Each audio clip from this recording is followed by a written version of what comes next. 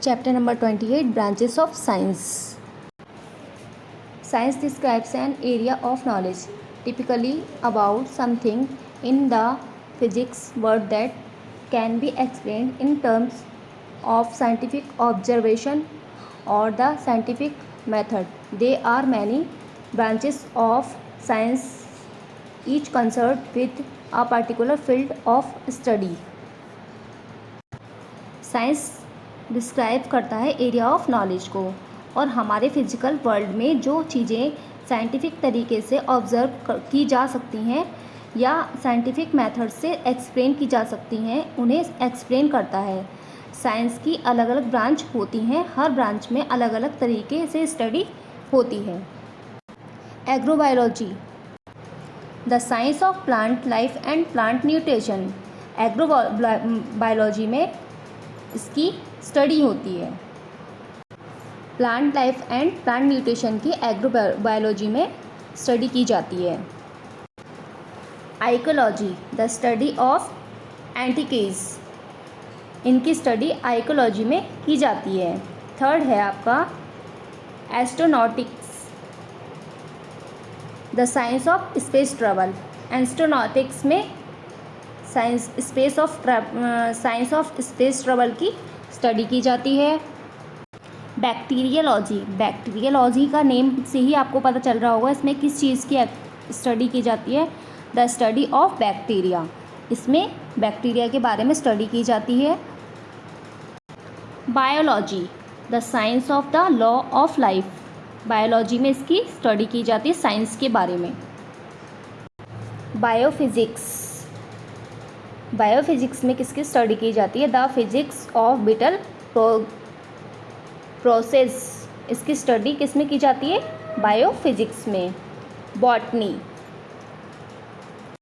Botany में the study of plant की study की जाती है। 9 नंबर पे है क्रोनोबायोलॉजी। क्रोनोबायोलॉजी में the study of the duration of life. Study of duration के बारे में स्टडी की जाती है। 10 नंबर पे है कॉस्मोगॉनी।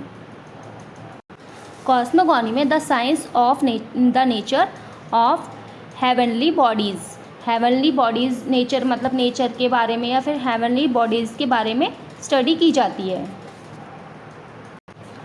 क्रिस्टोग्राफी, क्रिस्टोग्राफी में आपकी the science of surfer of codes. जो ईमेल्स वगैरह के कोड्स वगैरह या फिर आपके किसी भी चीज़ के साइबर में आपके कोड्स वगैरह होते हैं, उनकी स्टडी की जाती है इसमें।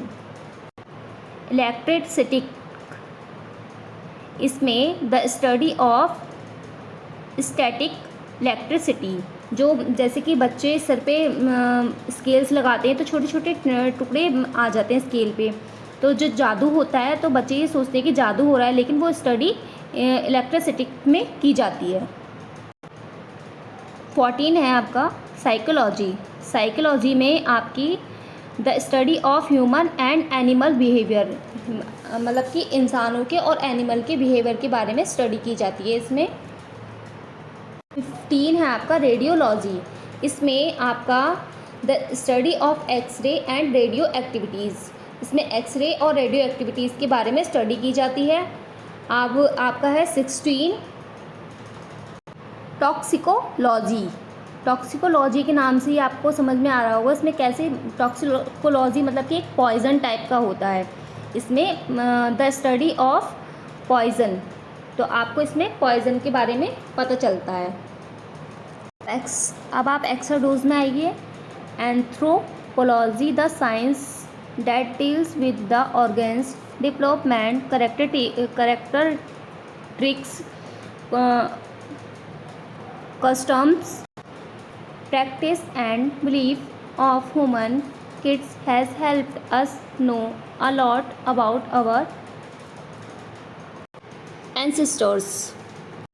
एंथ्रोपोलॉजी जो है साइंस की एक ब्रांच है जिसमें साइंस के बारे में साइंस के साथ डील्स की जाती है। ऑर्गेन्स डेवलपमेंट, कैरेक्टरिस्टिक्स या कस्टम या प्रैक्टिस के बारे में